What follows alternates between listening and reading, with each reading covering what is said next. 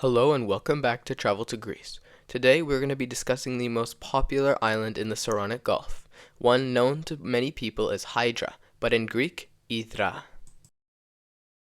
Hydra is a small island in the Saronic Gulf about 90 minutes away from Athens by ferry, and is known for one thing that immediately sets it apart. There are no cars. Not almost none, literally none. The ban has been in place for decades, and transport is done on foot, by donkey or mule, or by water taxi. That single rule shaped the island's development, its layout, and even its culture. Hydra has a population of 2,070 people and covers an area of around 49.6 square kilometers, which is 19.2 square miles. The center of life is Hydra town, which is built around a natural horseshoe harbor. Most of the buildings you see there aren't modern hotels. They're 18th and 19th century stone mansions built by ship captains and merchants. Hydra had one of the most active merchant fleets in Greece during the late Ottoman period, and the island contributed significantly to the Greek War of Independence. A lot of that history is still visible in the architecture and the layout of the town. One of the best examples of Hydra's historical wealth is the Lazaros Koundouriotis mansion. It's a preserved family home that shows how Hydra's political and economic elite lived. The Koundouriotis family produced important political figures including Pavlos Koundouriotis, who later became president of Greece. The mansion contains traditional furniture, family portraits, and artifacts from Hydra's revolutionary period. It's one of the island's most important cultural institutions. Hydra is also surprisingly mountainous. The island's highest point rises sharply from the coast, and that's why the monastery of the prophet Elias became a strategically important point. During the Greek Revolution, it served as a lookout and even as a temporary holding site for prisoners.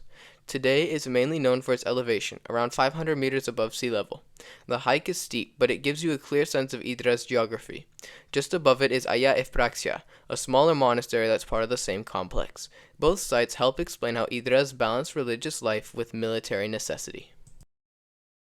Down at sea level, Hydra's beaches are modest. The island doesn't have any long sandy stretches like in the Cyclades. Its coastline is rocky and shaped by erosion. Vlichos Beach is one of the more accessible beaches, located west of Hydra town. It's a pebble beach with clear water, and it reflects the island's typical coastal environment. Hydra's beaches tend to be smaller and simple, and closer to the residential areas rather than isolated. On the opposite side of town is Mandraki Bay, which historically served as Hydra's naval base. In the 18th and 19th century, ships were built and launched here. Today, it functions mainly as a swimming area, but its shape and position show why it was used for military and maritime activity. Hydra's naval operations were a major reason the island gained political influence during the independence era. Hydra also has a cultural side that developed long after its naval peak. In the 20th century, the island became a hub for artists and writers. One of the most famous residents was Leonard Cohen, who bought a house here in 1960. He wrote early poems and songs on the island, and Hydra's quiet environment influenced its work. The house is still standing, and although it's private, it's a point of interest because of its connection to modern artistic history. A few additional facts help round out Hydra's identity. The island has one of the oldest organized water taxi systems in Greece, partly because the terrain makes road construction impossible.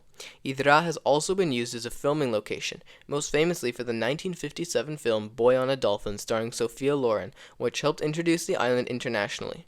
And despite its small size, Hydra has produced several notable political figures and naval officers.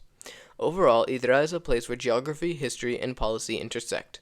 The lack of cars preserved its architecture, its mountains shaped its defensive strategy, its harbor supported a merchant fleet that influenced national politics, and its quiet environment attracted artists who added a different layer to its stories.